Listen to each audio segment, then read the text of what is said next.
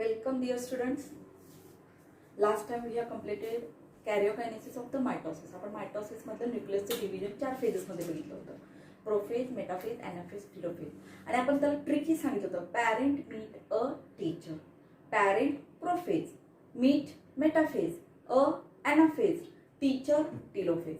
Prophase first phase जिथून न्यूक्लियसचं division start होतं. अर्ली लेट प्रोफेज असे दोन्ही डायग्राम आपण बघितले होते. मेटाफेज जिथं मध्यभागी क्रोमोझोम असतात, स्पिंडल फायबर्स अटॅच असतात. एनाफेजमध्ये कडेला गेलेला असतात डॉटर क्रोमोझोम्स आणि टेलोफेजला 2 डॉटर न्यूक्लिया तयार होतात, म्हणजे एंड होतं न्यूक्लियसचं डिव्हिजन. ओके, फक्त थोडंसं रिव्हिजन म्हणून मी दाखवते की काय काय घटना घडत गेल्या. एकाच हा पॅरेंट सेल होता, हा पॅरेंट न्यूक्लियस आहे, हा न्यूक्लियोलस आहे आणि इथं जे मी दाखवते क्रोमोझोम्स काय बदल होत जातो ते फक्त आपल्याला बघायचंय. ह्याच्यामध्ये आपण बघितलं होतं हे सेंट्रिओल्स, पेअर्ड सेंट्रिओल्स फक्त जे ॲनिमल्स मध्ये प्रेझेंट असतात ह्यांना आपण सेंट्रिओल्स म्हणतो.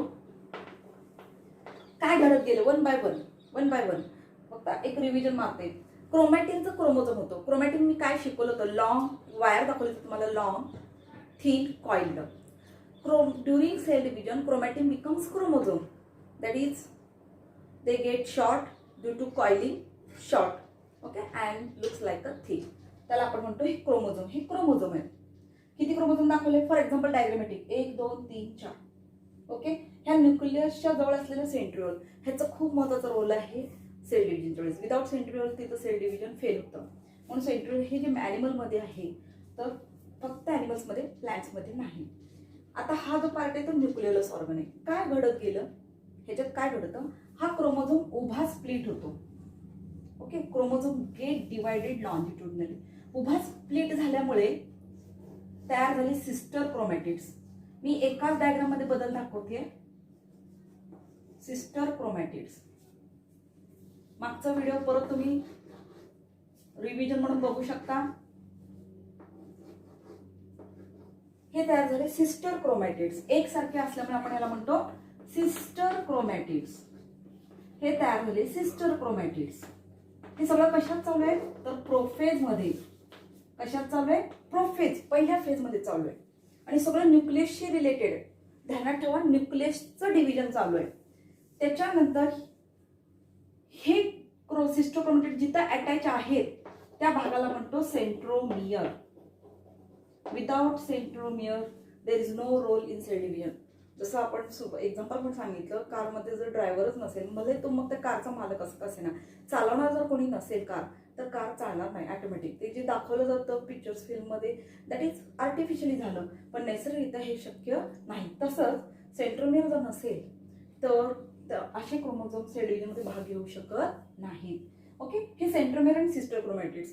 त्याच्यानंतर ह्याच प्रोफेजमध्ये काय होतं, न्यूक्लियर मेम्ब्रेन डिसअपियर व्हायला लागतो. न्यूक्लियर मेम्ब्रेन डिसअपियर आणि न्यूक्लियोलस सुद्धा डिसअपियर. हा न्यूक्लियोलस होता. Nucleolus disappears and nuclear membrane disappears. दोघे डिसअपियर झाले. म्हणजे ह्या घटना सगळ्या कशात घडल्या, प्रोफेज. त्याचबरोबर सेंट्रोल्स डिवाइड होतात and goes to opposite pole. एक सेंट्रोल वरच्या दिशेने आणि एक सेंट्रोल खालच्या दिशेने. आणि ही काय तयार करायला सुरुवात करतात, they start to formation of spindle fibres. Spindle fibre तयार करायला सुरुवात करतात. का तर क्रोमोझोमला धरून ठेवण्यासाठी, क्रोमोझोमला पोझिशन मध्ये धरून ठेवण्यासाठी हे स्पिंडल फायबर. काय असतात स्पिंडल फायबर सांगितलं मी, प्रोटीनचे धागे असतात. आणि ही कोण तयार करते, सेंट्रिओल. हा एक पेशी घटक आहे जो फक्त ॲनिमल सेलमध्ये असतो, न्यूक्लियसच्या जवळ असतो.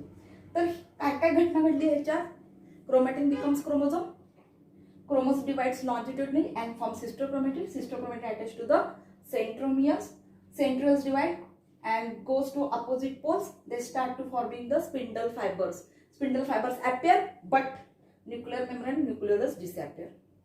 Spindle fiber appear व्हायला लागतात आणि disappear कोण होतं, न्यूक्लियोलस आणि न्यूक्लियर मेम्ब्रेन. हे झालं प्रोफेज मध्ये. आता मेटाफेज, पुढच्या मेटाफेज मध्ये काय घटना घडली आहे, व्हॉट अबाउट मेटाफेज. मेटा म्हणजे मिडल. मेटा शब्दाचा अर्थ काय, मिडल. न्यूक्लियर मेम्ब्रेन पूर्णतः काय झालेलं आहे, डिसअपियर झालेला आहे. न्यूक्लियोलस सुद्धा डिसअपियर झालाय. ओके. आणि स्पिंडल फायबर जे तयार झालेले आहे हे स्पिंडल फायबर्स सेंट्रोमियरला अटॅच आहेत. कशाला अटॅच आहेत? सेंट्रोमियरला. आणि ह्यांचं स्ट्रक्चर एखादं स्पिंडल म्हणजे फुगोट्या भागासारखा, स्पिंडल या शब्दासारखा फुगोटा, मास्याचा आकार सुद्धा स्पिंडल शेप म्हणतात. मधला भाग फुगीर असतो, दोन्ही टोकाला निमुळता, दॅट इज स्पिंडल शेप. जत्रेमधलं जर तो आठवला गोल पाळणा, लहान मुलं बसलेलं असतात, ती घोडागाडी किंवा प्राण्यांचे काही हे असतात, लायन वगैरे असे दाखवलेलं असतात, त्याच्यावरती ती मुलं बसतात, आनंद घेतात. तर जत्रेमध्ये ते गोल जे असतं किंवा छत्रीचा आकार बघितला, वरना गोल आहे स्पिंडल शेप, आणि त्याच्या काड्या म्हणजे स्पिंडल फायबर्स. लक्षात घ्या, त्याला म्हणायचं स्पिंडल ॲपरेटस. तो छत्रीचा भाग म्हणजे स्पिंडल ॲपरेटस आणि त्याच्यातले प्रत्येक काडी म्हणजे स्पिंडल फायबर्स. तशा आकाराचा ह्या पेशीमध्ये दिसत असतो. हा स्पिंडल ॲपरेटस तयार झाला. हे स्पिंडल फायबर्स, सेंट्रोल, हे सगळं मिळून म्हणायचं स्पिंडल ॲपरेटस. मग सेंट्रोमियरला अटॅच आहेत आणि सगळे क्रोमोझोम मध्यभागी येतात, म्हणून मेटाफेज म्हटलेले. म्हणजे मेटाफेजमध्ये काय घडतं? Spindle fibres completely formed, they attach to the centromere and chromosomes are present at the middle plane, equatorial plane, that is metaphase. त्यानंतरचं ॲनाफेज. ॲनाफेजच्या वेळेस काय घटना घडली?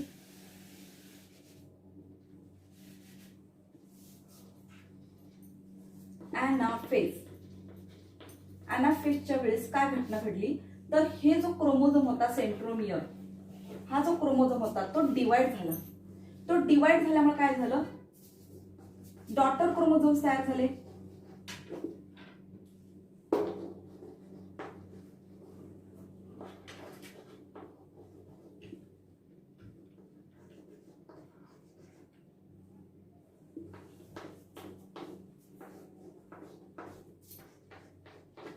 हे तयार झाले डॉटर क्रोमोझोम्स.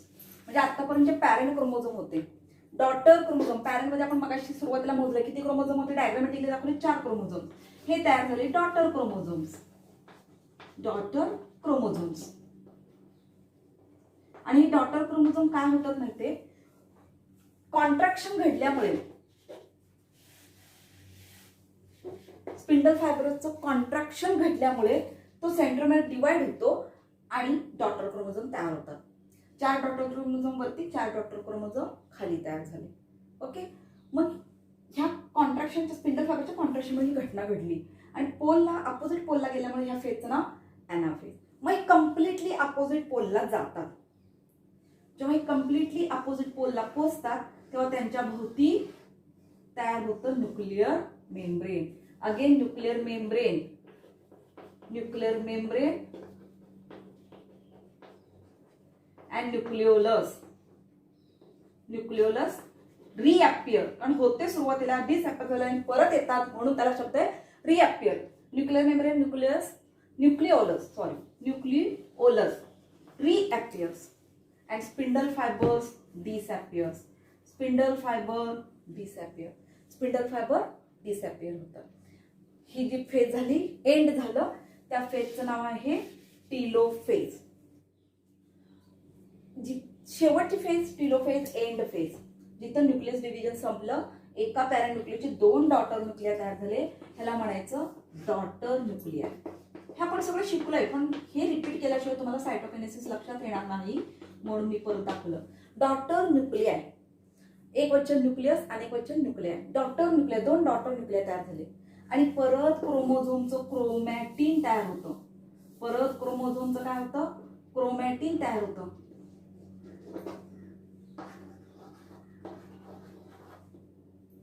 म्हणजे काय होतं? Chromosomes again become elongated.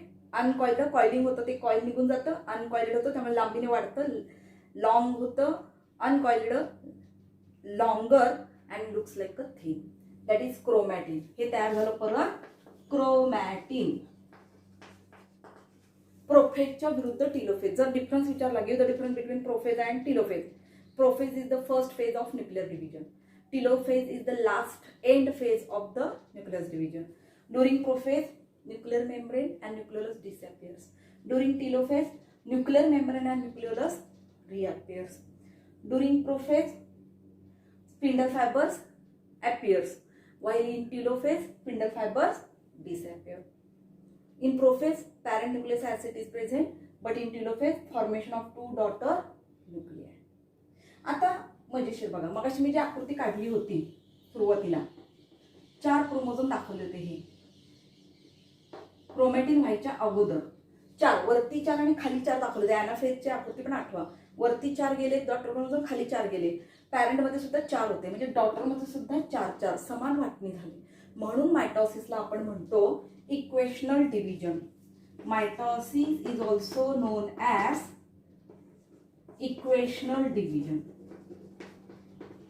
समान वाटप होतं म्हणून ह्याला इक्वेशनल डिव्हिजन आणि ह्याला इनडायरेक्ट डिव्हिजन सुद्धा म्हणतात. Indirect division. हे सगळं आपण बघितलं. कॅरिओकायनेसिस काय संपवलं आपण? कॅरिओकायनेसिस संपवलं. कॅरिओकायनेसिस म्हणजे न्यूक्लियसचं डिव्हिजन संपवलं. 2 डॉटर न्यूक्लियस तयार झाले. एवढंच असून चालेल का? 2 डॉटर सेल तयार व्हायला पाहिजे. कारण आपण मायटोसिस मध्ये सांगितलंय it is the cell division in which parent cell divides to form 2 similar daughter cells. 2 एकसारखे डॉटर सेल तयार व्हायला पाहिजे. पण फक्त न्यूक्लियर तयार झाले, सेल्स नाही. सेल कधी तयार होईल? जेव्हा सायटोप्लाझमचं सुद्धा इक्वल डिव्हिजन होईल त्यावेळेस त्याला म्हणायचं डॉटर सेल फॉर्मेशन तयार झालं. मग इक्वल सायटोकायनेसिस. कॅरिओकायनेसिसच्या नंतर आपण शिकतोय मायटोसिस मधलं दुसरं. मायटोसिस मधलं आपण पहिलं काय शिकलो? कॅरिओकायनेसिस शिकलो, न्यूक्लियस डिव्हिजन. आणि दुसरं शिकतोय आता cytokinesis, that is division of cytoplasm.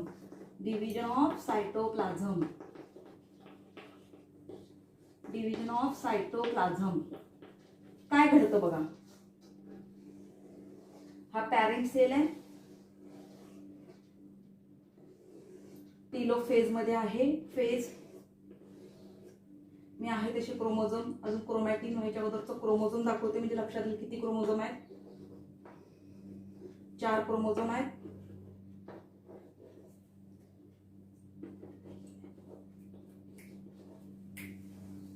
काय घडतं तर सायटोप्लाझम हा सगळा बाजूला आहे, तो सायटोप्लाझमचा भाग आहे. सायटोप्लाझम आहे. ओके. आणि हा सेल आहे, सेल मेम्ब्रेन. आणि हे जे दाखवतोय आपण ते daughter nuclei.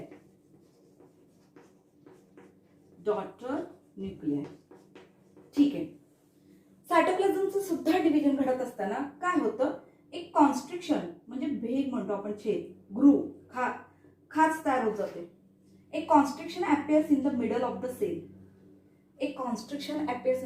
cell. That constriction is known as cell furrow. आणि हे मी ॲनिमल सेल मध्ये सांगते. इन ॲनिमल सेल पेशी विभाजन हे ॲनिमल सेल मध्ये होत असताना, सायटोकायनेसिस ॲनिमल सेल मध्ये होत असताना काय? सेल फरो ही जी खाच आहे ती सेल फरो कशी होते? हळूहळू कडेकडून सेंटरला वाढत जातं. ही खाच वाढत बरोबर सेंटरला मिक्स होते. खाच वाढत सेंटरला आणि पूर्ण मग डिवाइड होतं. आणि हे 2 तयार होतात सेल, डॉटर सेल्स. हे तयार झाले डॉटर सेल्स. उदाहरण म्हणून सांगते, ही खाचचं उदाहरण देते. साबणाची वडी घेतली किंवा ब्रेडचा घेतला. ब्रेडचे तुम्हाला 2 भाग करायचे. ओके. वडापावचा जर जो ब्रेड आठवला, ओके, आता तुम्हाला खाण्याचं काहीतरी सुचवलं मी, तर ते त्या ब्रेड मधली खाच जी आहे, समजा तुम्हाला 2 तुकडे करायचे, तर ती खाच तुम्ही पूर्णपणे कडेने कापला किंवा त्या ब्रेडला मध्यभागी कापायचंय, तर कडेने मध्यभागी कापत आला तर त्याला म्हणायचं सेल फरो. ओके. साबणाची वडी सुद्धा तुम्हाला कट करायचंय तर कडेने मध्यभागी येत गेला तर त्याला म्हणायचं सेल फरो मेथड. तर ॲनिमल मध्ये सायटोकायनेसिस ज्या मेथडने होतं त्याला सेल फरो मेथड म्हणतात. हे सायटोकायनेसिस मी कशामध्ये दाखवलं? ॲनिमल मध्ये. Cell furrow in animal cells. पण हेच प्लांट सेल मध्ये नाही घडत. प्लांट सेल मध्ये त्याचं कारण का, तसं का घडत नाही तर इकडे बघा. प्लांट सेल मध्ये ही क्रिया कशी घडते? हा सेल असाच आहे टीलोफेज मध्ये आणि इथं मध्ये एक प्लेट तयार होत जाते. छोटीशी खाच मध्यभागी तयार होते, त्याला आपण सेल प्लेट म्हणतो. हे तयार झालं सेल प्लेट. मध्यभागी खाच तयार होते. पुन्हा तुम्ही ब्रेडचा तुकडा आठवायचा, ब्रेडमध्ये मध्यभागी कापत कडेला आणणं. ओके, सेल प्लेट म्हणजे ही खाच मध्यभागापासून कडेपर्यंत येते. सेल फरोमध्ये कडेकडून मध्यभागी, from periphery to the centre. ॲनिमलमध्ये सेल फरो, पण प्लांटमध्ये फ्रॉम सेंटर टू पेरिफेरी, मध्यभागापासून ते कडेमध्ये. हळूहळू ही प्लेट वाढत जाते, ही खाच वाढत जाते. ही प्लेट लांबीने वाढत वाढत वाढत ही खाच वाढत जाते आणि कडेला मिळते. कडेच्या मेंबरला मिळाल्यानंतर पूर्ण सेपरेट होतं आणि तयार होतं डॉटर सेल्स. ही सेल प्लेट फक्त प्लांट सेलमध्ये असते. असं का? बघा, cytokinesis, division of cytoplasm in animal cell takes place by cell furrow method. That is, cell furrow starts from periphery towards the center and forms two daughter cells. While in plant cell, it forms a cell plate. These cell plates divide the cytoplasm from center to periphery. तसं का? तर plant सेलला sale wall असतो बाहेरून, तो flexible, okay, rigid wall जो असतो तो cell wall, rigid cell wall असल्या कारणाने कडेने आतपर्यंत कट करता येत, म्हणून सेल प्लेट तयार व्हावी लागते. मग ह्या सेल प्लेटमुळे ह्या सेल प्लेटच्या भोवतीच, हा सेल प्लेट म्हणजे लॅमेला असतो, प्लांट मधला लॅमेला, मिडल लॅमेला, आणि ह्या मिडल लॅमेलच्या भोवती सेल वॉल तयार होत जातं. ह्या मिडल लॅमेलच्या भोवती सेल वॉल तयार होत जातं. प्लांट मध्ये सेल वॉल असल्या कारणाने त्याच सायटोकायनेसिसची मेथड कुठल्या मेथड होते? Cell plate method. हे मी तुम्हाला शिकवलं, सायटोकायनेसिस. ओके, तर विसरू नका, प्लांट मध्ये आणि ॲनिमल मध्ये सायटोकायनेसिस दोघांमध्ये डिफरन्स आहे. तर अशा पद्धतीने आपण मायटोसिस संपवलं. पण सिग्निफिकन्स काय? कुठलंही शरीरातलं घडणारी प्रोसेस त्याला काहीतरी रोल असतं, म्हणून ती घटना आपल्या शरीरात घडत असते. क्रोमोझोम डिवाइड होणं फार गरजेचं, नवीन डॉटर सेल तयार होणं गरजेचं आहे, पण मायटोसिसच का घडायला पाहिजे, काय फायदा आहे, तर ते आपण बघणार आहोत. Significance of mitosis. Significance of mitosis 2 मार्काला परीक्षेला कदाचित विचारण्याची शक्यता आहे. सिग्निफिकन्स ऑफ मायटोसिस, काय फायदा आहे? एक पहिलं सगळ्यात की ग्रोथ अँड डेव्हलपमेंट होणं गरजेचं आहे. पहिलं, first, helps in growth and development. पेशीची वाढ, पुढच्या वाढीच्या प्रक्रियेसाठी गरजेचं आहे. Growth and development, helps in growth and development. हे करत असताना तो जे डॉटर सेल्स तयार करतोय, म्हणजे काय करतो? समान वाटणी करतो. मग अशी सांगितलं 4 क्रोमोझोम होते आणि डॉटर सेलमध्ये सुद्धा 4 क्रोमोझोम सापडले. जर 8 असतील तर 8च असणार डॉटर सेलमध्ये. मग भले 8-10 डॉटर सेल तर होते, एक पॅरेंट सेलमध्ये समजा 16 क्रोमोझोम असतील, उदाहरणार्थ ओनियनमध्ये 16 क्रोमोझोम्स आहेत, तर त्याच्या डॉटर सेलमध्ये सुद्धा किती असणार? प्रत्येकात 16. ह्युमन बिंगचं उदाहरण आपलं घेतलं, 46 गुणसूत्र आहेत. तर डॉटर सेल जर शरीरातले तयार झाले, ओके, एका पॅरेंट सेलपासून किती, मग 4 डॉटर सेल जरी तयार झाले तर प्रत्येकात 46 क्रोमोझोम, आणि 46 क्रोमोझोम हे जोडीमध्ये असतात, 23 pairs. Growth and development, equal distribution, समान वाटणी. कशाची समान वाटली? Equal distribution of cellular contents. अर्थ सांगणारच मी. Equal distribution of cellular contents, equal distribution of nuclear contents, equal distribution of nuclear contents, equal distribution of DNA. ह्या 3 गोष्टी विसरू नका. ह्या तिघांची समान वाटणी होते. सेल्युलर कंटेंट्स, न्यूक्लियर कंटेंट्स आणि DNA. ऍक्च्युअल DNA हा न्यूक्लियसचाच कंटेंट आहे, तरी मी तो सेपरेट का सांगितलं त्याचं कारण आहे. सेल्युलर कंटेंट्स म्हणजे कुठले सेल्युलर कंटेंट्स येतात? तर सेलमध्ये असलेले पेशी घटक, मायटोकॉन्ड्रिया आहे. जर प्लांट सेल असेल तर क्लोरोप्लास्ट आहे, जे ॲनिमलमध्ये नाही. मायटोकॉन्ड्रिया, ओके, मी फक्त सेल ऑर्गन सांगते, प्लांट ॲनिमल असं सेपरेट सांगत बसत नाही. Mitochondria, chloroplast, vacuoles, lysosomes, Golgi body, ribosomes, हे सगळे जे पेशी घटक आहेत, smooth endoplasmic reticulum, rough endoplasmic reticulum, हे सगळे जे पेशी घटक आहेत त्याला म्हणतो सेल्युलर कंटेंट. सायटोप्लाझम धरून हे सगळ्याची इक्वल डिस्ट्रीब्युशन होते. 2 डॉटर सेल तयार झाले की दोघांमध्ये 2 मायटोकॉन्ड्रिया, कारण सेल ऑर्गनलचं सुद्धा डिस्ट्रीब्युशन झालेलं असतं. 2 मायटोकॉन्ड्रिया 2 ठिकाणी, 2 Golgi body, 2 endoplasmic reticulum smooth आणि रफ एंडोप्लाझमिक रेटिक्युलम. तर 2 क्लोरोप्लास्ट प्लांट असेल तर त्याला म्हणतो सेल्युलर कंटेंट्स. न्यूक्लियर कंटेंट्स, न्यूक्लियसच्या आतमध्ये असलेलं काय आहे? न्यूक्लियोलस आहे, न्यूक्लियोप्लाझम आहे. सायटोप्लाझम सारखा भाग न्यूक्लियोप्लाझम, त्याचीही वाटणी व्हावी लागते. क्रोमोझोमची वाटणी होतेच. समजा दोघांमध्ये, एकामध्ये तर 16 तर दुसऱ्यामध्ये पण 16, 4 असतील तर 4, 8 असतील तर 8, दोन्ही डॉटर सेलमध्ये. न्यूक्लिअर कंटेंट्स, डीएनए, मी सुरुवातीला सांगितलं डीएनएची झेरॉक्स कॉपी तयार होते. सेल डिव्हिजन व्हायच्या अगोदर डीएनएचं डुप्लिकेशन घडतं, रेप्लिकेशन. त्याच्यामध्ये एका डीएनए पासून 2 समान डीएनए तयार होतात बाय रेप्लिकेशन. ओके, तर हे डीएनएची सुद्धा समान वाटणी व्हावी लागते. जेवढा डीएनए अमाऊंट जेवढा असेल पॅरेंटमध्ये तेवढाच अमाऊंट 2 डॉटर सेलमध्ये असतो. म्हणून ह्याला म्हणते इक्वल डिस्ट्रीब्युशन. म्हणून ह्या डिव्हिजनला म्हणतात इक्वेशनल डिव्हिजन. सगळं इक्वल असतं. पुढं ह्याच्यामुळे काय होतं माहितीये का, तिसरा पॉइंट पुसते इथं.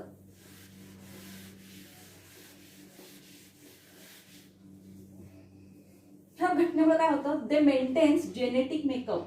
दे मेंटेन्स, 2 घटना लिहिते. Maintains chromosomal number. They maintains chromosomal number. समान जेवढं पॅरेंट मध्ये आहे तेवढंच क्रोमोझोम नंबर डॉटर सेलमध्ये. मग ती 26 असू दे, संख्या अगदी 100 असू दे, 50 असू दे, आपल्यासारख्या ह्युमन बीइंग मध्ये 46 क्रोमोझोम आहे, तेवढेच डॉटर सेलमध्ये दर 85 दिवसांनी त्वचेच्या पेशी आपण सांगतो की नवीन पेशी तयार होतात. मग ह्या प्रत्येक नवीन पेशीमध्ये 46 क्रोमोझोम असणार. आपल्या हातातल्या पेशी उदाहरण घेतलं, अनेक पेशी तयार होतील आणि प्रत्येक डॉटर सेलमध्ये किती असणार आहे, 46च क्रोमोझोम. एक क्रोमोझोम कमी झाला किंवा वाढला तर डिसऑर्डर डेव्हलप होतात, त्याला सिंड्रोम्स म्हणतो. जेनेटिक डिसऑर्डर डेव्हलप होण्याची शक्यता असते आणि हे जन्मता होतं ते कॉन्जेनिटल डिसऑर्डरमध्ये मोडतं. कॉन्जेनिटल म्हणजे जन्मता. तर हे क्रोमोझोमल नंबर मेंटेन करतो मायटोसिस. त्याच्यानंतर त्याच्यामुळे जेनेटिक मेकअप मेंटेन होतो. Maintains genetic makeup. अनुवंशिक गुण एका पिढीपासून दुसऱ्या पिढीकडे संक्रमित करण्यासाठी क्रोमोझोम खूप महत्त्वाचे, कारण क्रोमोझोम आतमध्ये हेरिडिटरी मटेरियल, अनुवंशिक गुण एका पिढीकडून दुसऱ्या पिढीकडे संक्रमित करणारा घटक म्हणजे डीएनए, तो मेंटेन केला जातो. जेनेटिक मेकअप व्यवस्थित राहतं. Okay, maintains chromosomal number and genetic makeup. हे झालं मेंटेन काय केलं. पण महत्वाचं अजून it replace old and worn out cells. Old and worn out cells. ह्या मायटोसिसमुळे काय होतं, ओल्ड सेल असतील तर त्याच्यापासून नवीन पेशी, जसं सांगितलं त्वचेच्या पेशी ह्या दर 85 दिवसांनी नवीन पेशी तयार होतात. म्हणजे ओल्ड सेल जे असतात स्किनचे त्याच्यापासून नवीन सेल तयार होतात बाय मायटोसिस.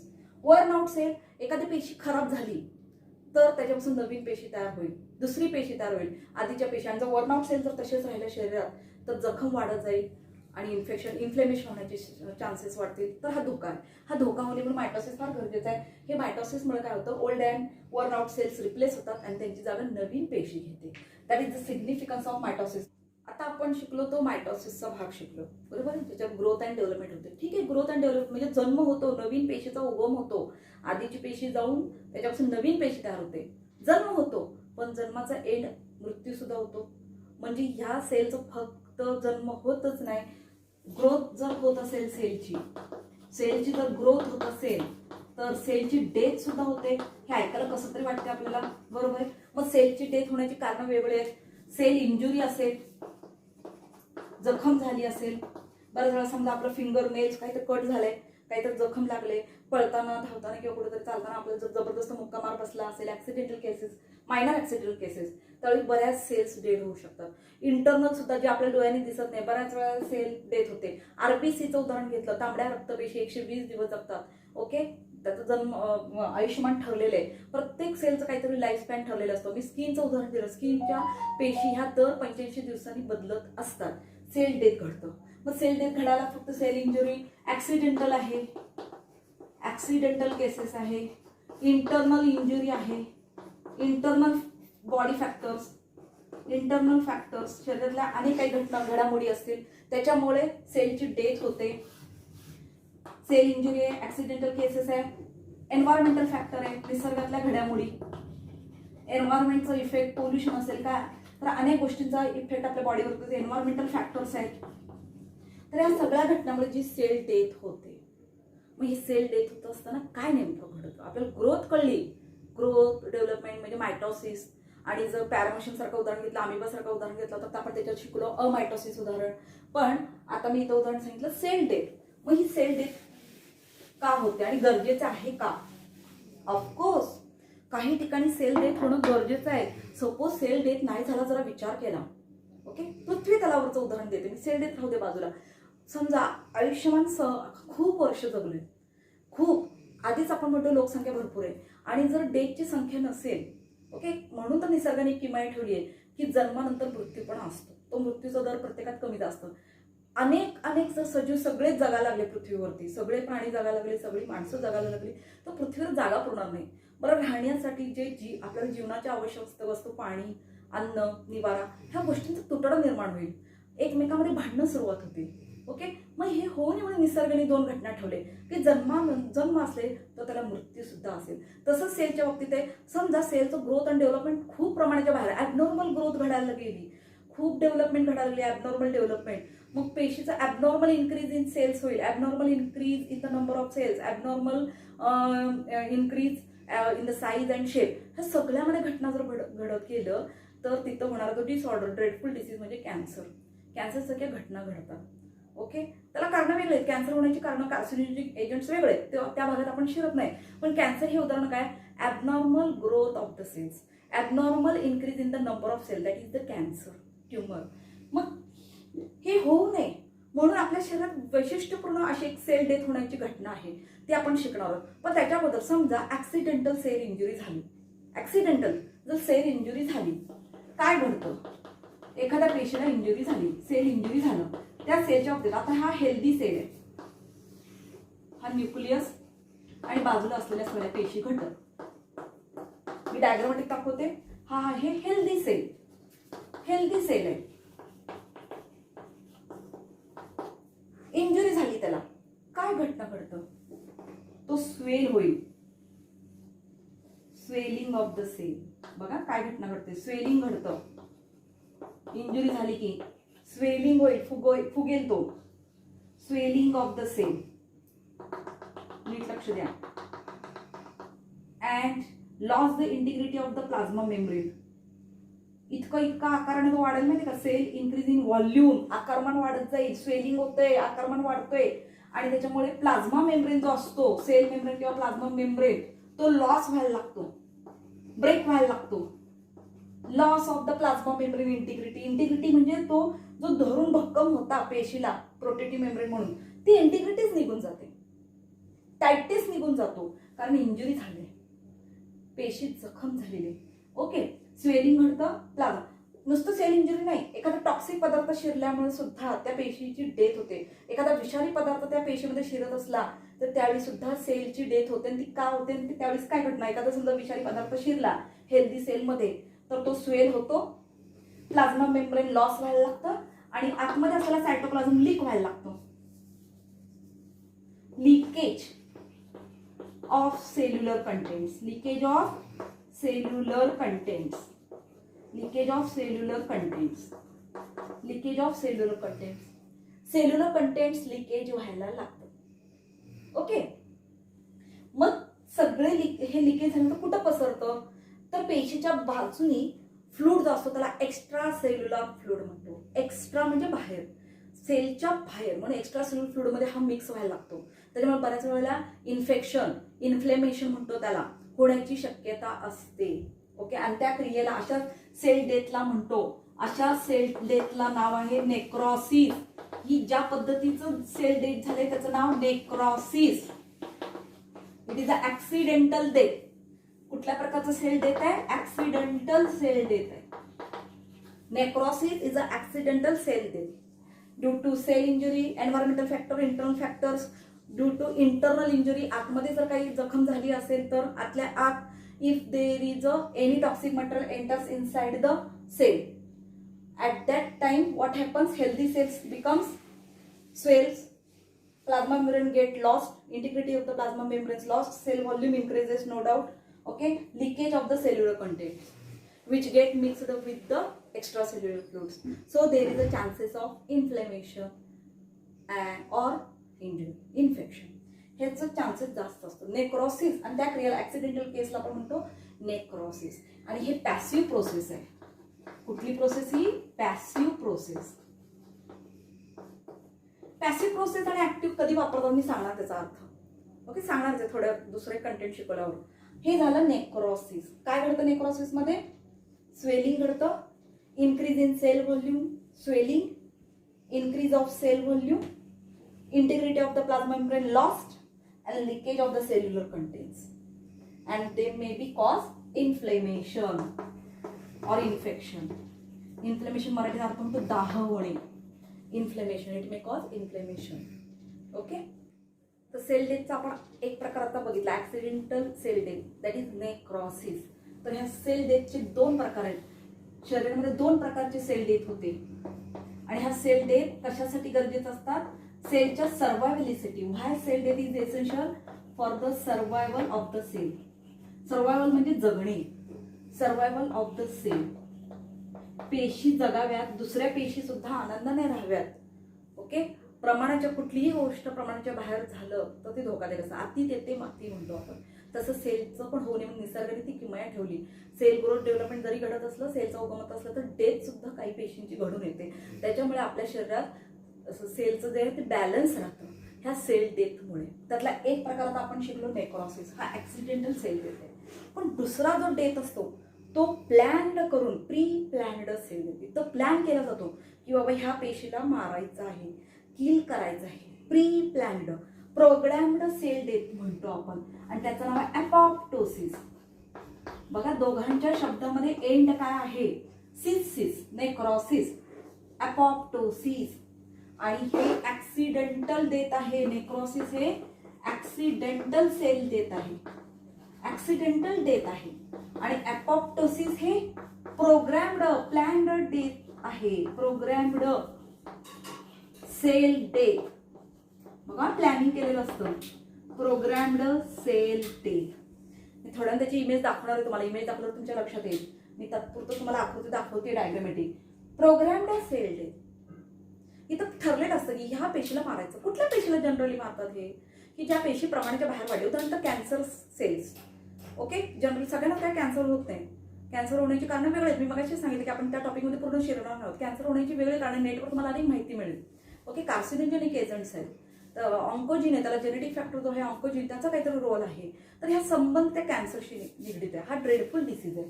तर प्रोग्रॅम्ड सेल डेथ, त्याच्यामुळे कॅन्सर सहजासहजी होत नाही. कॅन्सर सेलमध्ये abnormal increase in the number of cell ही घटना घडत असते. प्रमाणाच्या बाहेर पेशींची संख्या वाढते.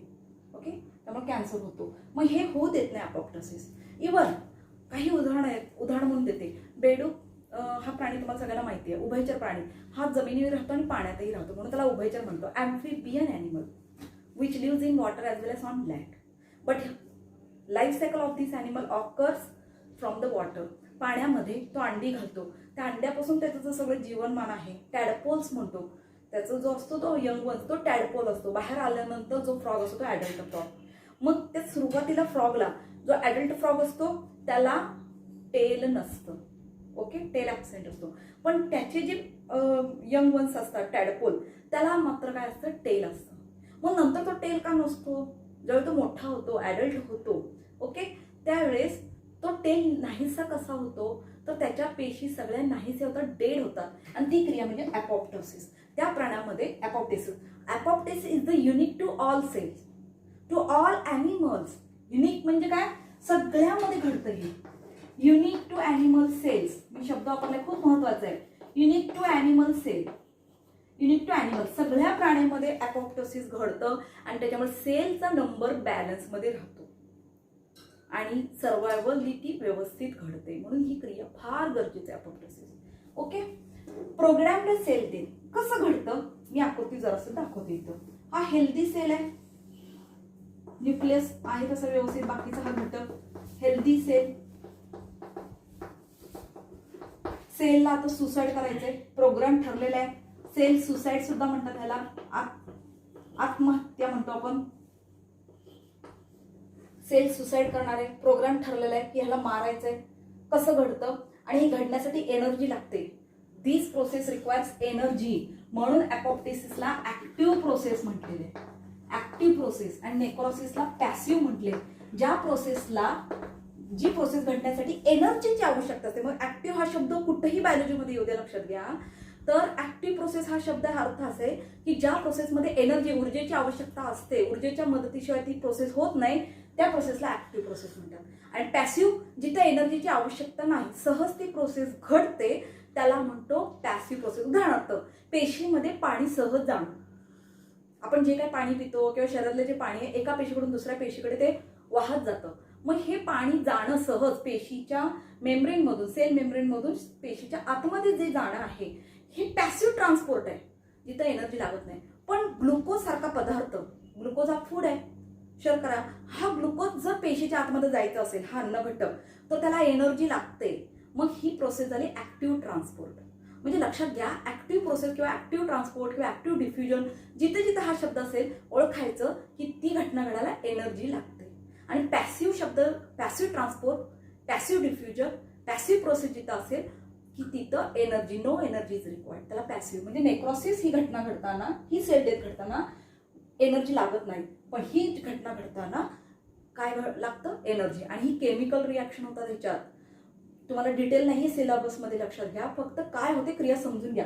केमिकल रिॲक्शन घडतात आणि हे घडण्यासाठी एन्झाईम लागतात. एन्झाईम्स, स्पीकर म्हणतो मराठीत. एन्झाईम्स बायो कॅटलिस्ट आहेत. हे बायो कॅटलिस्ट, बायो म्हणजे आपण माहितीये जीव, कॅटलिस्ट म्हणजे ब्रेकडाऊन करणारे, तुकडे करतात मोठ्या घटकाचं छोट्या घटकात. उदाहरणार्थ आपलं पचनक्रिया सुद्धा मोठ्या अन्न घटकाचं छोट्या अन्न घटकामध्ये रूपांतर करणारे डायजेस्टिव्ह एन्झाईम्स असतात. आपल्या डायजेस्टिव्ह ज्युसेस म्हणजे पाचक रसामध्ये प्रोटीन असेल तर त्याचे अमिनो ऍसिड तयार होतात, कार्बोहायड्रेट असेल तर त्याचं ग्लुकोज तयार होतो, लिपिड असेल तर त्याचे फॅटी ऍसिड तयार होतात. आणि लहान अन्न घटक झाल्याशिवाय प्रत्येक पेशीमध्ये हे शोषण होऊ शकत नाही, पेशीला पोहोचू शकत नाही, म्हणून तिथे एन्झाईम असतात. आपल्या शरीरात अनेक प्रकारचे एन्झाईम आहेत. तसं अपोप्टोसिस सेल डेथ घडण्यासाठी काही एन्झाईम्स मदत करतात, बायो कॅटलिस्ट म्हणतो. म्हणजे ही सेल्युलर रिॲक्शन आहे, ठरलेले प्रोग्राम, काही एन्झाईम तिथे जाऊन काम करतात. आणि ते एन्झाईम काय करायला लागतात माहितीये, हा जो आहे सेल सुसाईड, सेल सुसाईड घडण्यासाठी सेलच्या आतमध्ये असलेला क्रोमॅटिन, न्यूक्लियसच्या आतमध्ये असलेले कंडेन्स होतात. क्रोमोझोम कंडेन्स्ड, खूप खूप शॉर्ट होत जातात, chromosome condensed. Cell shrink, cell shrink, shrink शब्द म्हणजे आकुंचन पावतं. सेल क्रोमोझोम कंडेन्स होतो, असा क्रोमोझोम होता, तो condense short short short coil coil होत गेला, कंडेन्स्ड झाला, पॅकेजिंग खूप गर्दी वाढली, सेल श्रिंक होता, एवढा सेल होता तो श्रिंक झाला. लक्षात. फुगा उदाहरण आठवायचं, फुगा खूप फुगवत गेला तर स्वेलिंग झालं, पण फुगाला तुम्ही आकुंचन त्याची हवा काढत गेली, कमी होत गेलं, ते श्रिंकेजचं उदाहरण. तसं ही घटना घडते. उलट नेक्रोसिसमध्ये स्वेलिंग होत गेलं आणि ह्याच्यात श्रिंक होत गेलं. दोन प्रोसेस वेगळ्या आहेत. हे ऍक्सिडेंटल आहे, हे प्रोग्राम्ड आहे. नेक्रोसिस हे पॅसिव्ह आहे, तर हे ऍक्टिव्ह आहे. नेक्रोसिसला एनर्जी लागत नाही, पॅसिव्हला एनर्जी लागतं. आणि इथं एन्झाईमचं काम नाही, इथं एन्झाईमचं काम होतं. इथं सेल स्वेल होतात, इथं सेल श्रिंक होतं. आणि प्लाझ्मा मेम्ब्रेन मात्र निघून जात नाही. There is a no loss of plasma membrane. मग उलट काय होतं प्लाझ्मा मेम्ब्रेनचं माहिती का, असं ब्लेबिंग तयार होतं फुगवट्यासारखे. Plasma membrane, blebbing of plasma membrane, blebbing of plasma membrane. मी पीएम म्हणजे शॉर्ट मध्ये लिहिले, ब्लेबिंग ऑफ प्लाझ्मा मेम्ब्रेन. असे फुगोटे येतात, आम्ही पाठवायचं. त्याचे छद्मपात कशी मुवमेंट करताना की नाही, हालचाल करताना जसे बाहेर येतात छद्मपात, सिडोपोडिया म्हणतो इंग्लिशमध्ये आपण, कॉन्व्हेंटच्या विद्यार्थ्यांना माहित असेल सिडोपोडिया, लोकोमेट्री ऑर्गनल्स आहेत, तसे हे दिसतात. हे ब्लेबिंग म्हणजे फुगोटे. हे फुगोटे येत आहे. ते नेक्रोसिसमध्ये काय झालं होतं, प्लाझ्मा मेम्ब्रेन लॉस्ट झाला होता, पण इथं प्लाझ्मा मेम्ब्रेन लॉस्ट होत नाही, प्लाझ्मा मेम्ब्रेन तसाच राहतो, फक्त त्याचं ब्लेबिंग तयार होतो. आणि हळूहळू हे ब्लेबिंग बाजूला होतात, फ्रॅगमेंट्स होतात. फ्रॅगमेंट्स म्हणजे कट होतात, सेपरेट व्हायला लागतं, तुकडे झाले. हे ब्लेबिंग अशी फुटून फुटून, जसं पाण्याचे बुडबुडे आठवायचे, हळूहळू पाण्याचे बुडबुड. लहान मुलं खेळतात बघा, ते असं फुंकर मारून मग ते फुगा बनवायचा आणि ते मग सेपरेट होतो नंतर तो गोल आकाराचा फुगवटा. पाण्याचे बुडबुडे आठवायचे, तशी क्रिया इथं घडते. पाण्याचे बुडबुडे कसे तयार होतात, तसं तयार होतं. आधी तो फुगवटा येतो आणि तो बुडबुडा बाहेर बाजूला होतो. तशा पद्धतीने हे ब्लेबिंग तयार होतं. फॉर्मेशन ऑफ, शेवटची घटना घडते, formation of cell blades. Apoptosis कडे आपण होतो. अपोप्टोसिस ही प्रोग्राम्ड सेल डेथ आहे, प्रोग्राम्ड सेल डेथ आहे, प्री प्लॅन्ड सेल डेथ आहे. एन्झाईम्स आणि एनर्जीची आवश्यकता असते, एनर्जी आणि एन्झाईमचा रोल असतो. केमिकल रिॲक्शन घडते इथं सेल श्रिंक होतात, cell shrinks, chromosome condense, see लक्षात ठेवा, क्रोमोझोम कंडेन्स्ड, त्यानंतर प्लाझ्मा मेम्ब्रेन आणि बाकीचे जे ऑर्गनल्स आहेत, सेल ऑर्गनल्स डिसइंटिग्रेट व्हायला लागतात, म्हणजे नाहीसे व्हायला लागतात. Cell organelles disintegrates, plasma membrane blebbing, continuous blebbing चालू राहतं. आणि शेवटी याचं काय घडतं माहितीये का, फॉर्मेशन ऑफ अपॉप्टोटिक बॉडीज, असे वेगवेगळे फुगोटे गोल फुग्यासारखे बाहेर पडतात. Apoptotic bodies form and they are removed by phagocytosis. हे अपॉप्टोटिक बॉडीज इथं दाखवते. हे जे असे होते मगाशी सगळे तयार झालेले, हे सेपरेट व्हायला लागतात. पाण्याचे बुडबुडे जसे असतात तसे हे राहतं. हे असे अपॉप्टोटिक बॉडीज तयार होतात. मग हे अपॉप्टोटिक बॉडीजला कोण खातं, तर आपल्या पांढऱ्या पेशीमधला जो मॅक्रोफाज असतो, मॅक्रोफाज ही एक WBC आहे. पांढरी पेशी ही WBC व्हाईट ब्लड सेल आहे, व्हाईट ब्लड सेल. त्याचं नाव सांगते मोनोसाइट. व्हाईट ब्लड सेल हा मोनोसाइट नावाचा जो व्हाईट ब्लड सेल आहे, हा आकाराने जिथं इंजुरी होते, जिथं इन्फेक्शन घडतं तिथं हा आकाराने मोठा होतो. फाज म्हणजे खाणे, टू ईट. मॅक्रो म्हणजे मोठा. हा मोनोसाइट जो पांढरी रक्तपेशी आहे, आपल्या शरीरात 3 प्रकारचे रक्तपेशी असतात, तांबड्या रक्तपेशी, पांढऱ्या रक्तपेशी आणि रक्तपेटिका. रेड ब्लड सेल्स तांबड्या पेशी, पांढऱ्या पेशींना व्हाईट ब्लड सेल्स म्हणतो. आणि तिसरं जे प्लेटलेट्स रक्तपट्टिका. तर म्हणून तर पांढऱ्या पेशी आपल्याकडे व्यवस्थित लिमिटेड नंबरमध्ये असणं फार गरजेचं आहे. पांढऱ्या पेशी ज्याच्यात कमतरता असते तो रोगाविरुद्ध लढू शकत नाही, रोगाविरुद्ध प्रतिकारशक्ती त्याच्यात निर्माण होत नाही. मग ह्या पांढऱ्या पेशी किती महत्वाच्या आहेत बघा. आलेल्या जंतूंना नाश करणं, खराब झालेल्या पेशीला शरीराच्या बाहेर टाकणं किंवा गिळंकृत करणं, हे काम त्या पांढऱ्या पेशीचं असतं. आणि शरीरात अनेक पेशी डेड झालेले असतात, त्याला गिळंकृत करायचं काम. व्हायरस शिरला असेल त्याला गिळंकृत करायचं, बॅक्टेरिया शिरलाय, एखादा विषारी पदार्थ शिरलाय त्याला गिळंकृत करायचं काम करतात. त्याला फाज म्हणतो, खाणे. आणि हा मॅक्रोफाज हा काय कोण आहे, व्हाईट ब्लड सेल आहे, पांढरी रक्तपेशी. हे मॅक्रोफाज काय करतात, असे ब्लेड जे तयार झाले त्याला घेतात, आतमध्ये खाऊन टाकतात, गिळंकृत करतात. आम्ही पाठवत असेल, आम्ही ह्याच पद्धतीने खातो. छद्मपादाच्या मदतीने तो अन्न आतमध्ये ओढून घेतो आणि गिळंकृत करतो, तशा पद्धतीने. म्हणून ह्या पेशीला म्हटलंय फॅगोसायटिक सेल. ज्या पेशी खातात त्यांना फॅगोसायटिक सेल म्हणतात. आणि त्या क्रियेला म्हणायचं फॅगोसायटोसिस. Phagocytosis, it is the process in which cell eats the another cell or the substance, chemical substances. Okay, known as the phagocytosis. It is the process in which the cell eats other cells, worn out cells, dead cells, drugs, toxic substances or foreign bodies. Foreign body म्हणजे अनोळखी पदार्थ. मग तो bacteria असेल, virus असेल, एखादं जंत असेल, ह्याला ॲलर्जिक पदार्थ असेल, ह्या सगळ्यांना गिळंकृत करायचं काम ही पांढरी पेशी करते. आणि त्या पांढऱ्या पेशीचा आकार मोठा होतो त्यावेळेस, म्हणून त्याचं नाव मॅक्रोफाज. हे त्याला खाऊन टाकतात. त्याच्यामुळे अपॉप्टोसिस मध्ये काय घडत नाही, नो इन्फ्लेमेशन. नेक्रोसिस सारखं इन्फ्लेमेशन घडत नाही, कारण कुठेही त्याचं काही उरत नाही. नेक्रोसिस मध्ये काय होतं, सेल्युलर कंटेंट, समजा एखादा टॉक्सिक पदार्थ शिरला असेल त्या पेशीमध्ये, मग ती पेशी इंजुरी झाली, इन्फेक्टेड झाली टॉक्सिक पदार्थामुळे. नेक्रोसिसच्या बाबतीत मग टॉक्सिक पदार्थ शिरल्यामुळे काय झालं, नेक्रोसिस घटना घडायला लागते आणि त्या सायटोप्लाझमचा टॉक्सिक थोडा पसरलेला आहे आणि तो टॉक्सिकच त्या सेल सायटोप्लाझम मधून बाहेर लिकेज होताना बाकीच्या फ्लुइडमध्ये तो पसरतो. त्यामुळे इन्फ्लेमेशन होण्याचे चान्सेस असतात. पण ह्याच्यात इन्फ्लेमेशन का होत नाही, इन्फेक्शन का होत नाही अपॉप्टोसिस मध्ये, कारण हे जे राहिलेला आहे ना भाग सगळा अपॉप्टोटिक बॉडीज, तो कोणीतरी रिमूव्ह केला. तो कोणी रिमूव्ह केला, व्हाईट ब्लड सेल, मॅक्रोफाज त्याचं नाव. तो त्याला गिळंकृत करतो, खाऊन टाकतो. त्याच्यामुळे शरीरात कुठेही अपॉप्टोसिसचं काही उरत नाही. आणि अशा पद्धतीने सेल प्रोटेक्टेड राहतात, सेल प्रोटेक्शन होतात, सेल सर्वायवल राहतात. ह्यांचं काम काय असतं apoptosis, they maintains the cell number in balance. They maintains the cell number in balance. They work out in case of cancerous cells. जर कॅन्सरस सेल सारखे cell असतील तर त्याला रिमूव्ह करतात अपॉप्टोसिसच्या पद्धतीने. तिथं कॅन्सर घडत नाही, ट्युमर घडत नाही, कारण ते ट्युमर सेल्स डेड होतात. कुठल्या मेथडनी, अपॉप्टोसिस. सुंदर उदाहरण अजून एक देते. एम्ब्रॉयनी, गर्भावस्थेत असताना बाळ, कुणालाच माहित नाही, गर्भावस्थेत असताना बाळ हाताला हे जे आपली बोट म्हणतो त्या बोटामध्ये पडदा असतो. बेडकाच्या पायामध्ये जसा पडदा असतो तसा पडदा असतो आपल्या हाताला. इथं पडदा असतो बाळांना. एम्ब्रॉयो कंडिशनमध्ये असताना, बाळ गर्भावस्थेत असताना, आईच्या पोटात असताना पूर्णपणे अजून विकसित झालेले नसतात बोटं. ओके, 2-3 महिन्यात असताना बाळाचं छोटी असतात अगदी हात, कळीच्या स्वरूपात, आणि तिथं पडदा असतो. मग हा पडदा निघून जातो. बरंच आपण ऐकतो 6वं बोट आलेलं आहे, सिक्स्थ फिंगर, जास्त बोटं येण्याचे कारण, तर अपोप्टोसिस व्यवस्थित घडलेलं नसतं त्यांच्या. ओके, मग हे पडदा कसा निघून जातो, तर ह्या पेशींची डेड होते, ह्या पेशी डेड होतात आणि त्यामुळे बोटाला एक प्रकारचा शेप येतो. म्हणजे अपोप्टोसिसचं काम काय, it gives shape, it gives normal shape to the body parts.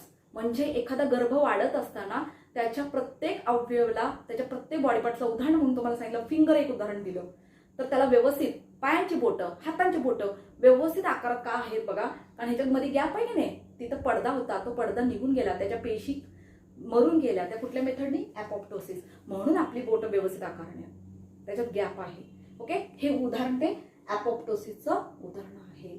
बेडकाचं शेपूट निघून जाणं हे उदाहरण कशाचं आहे, अपोप्टोसिस उदाहरण आहे. कॅन्सर सेल्स हे सुद्धा न डेव्हलप होणं, तर त्याचं उदाहरण आहे अपोप्टोसिस.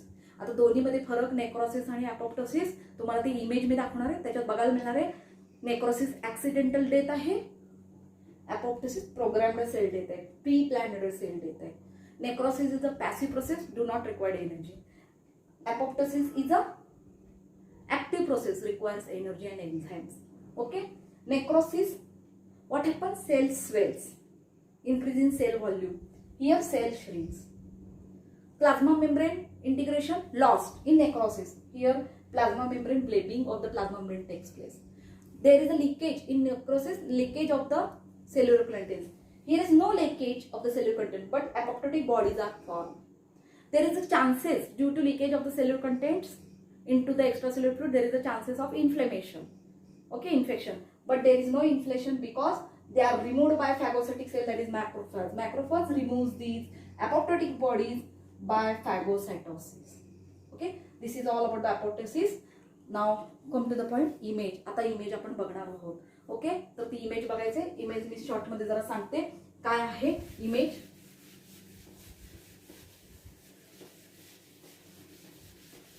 इमेज व्यवस्थित बघा, व्हिडिओ सुद्धा तुम्हाला मी त्याच्या बरोबर सोबतीला दाखवणारच आहे. इमेज मध्ये काय दाखवलेलं आहे, एका बाजूला तुम्हाला हेल्दी सेल दाखवले, 2 प्रकारचे डेथ दाखवले, सेल डेथ, एक नेक्रोसिस पद्धतीने, दुसरं अपोप्टोसिस पद्धतीने. आणि नेक्रोसिस मध्ये सेल व्हॉल्यूम वाढलाय, प्लाझ्मा मेम्ब्रेन लॉस झालेला आहे आणि सेल्युलर कंटेंट लिकेज झालाय. दुसऱ्या बाजूला जो सेल दाखवलेला आहे अपोप्टोटिक सेल, त्याचं काय झालंय, श्रिंक झालंय, ब्लेबिंग तयार झालंय, अपोप्टोटिक ब्लेबिंग फॉर्मेशन तयार, अपोप्टोटिक बॉडीज तयार झालेले आहेत आणि ते फॅगोसायटोसिस रिमूव्ह झालेले आहेत. दुसरी image, come to the point, second image, how the apoptosis takes place. आता अपोप्टोसिस क्रिया कशी घडते, पुन्हा एकदा थोडं रिपीट करते.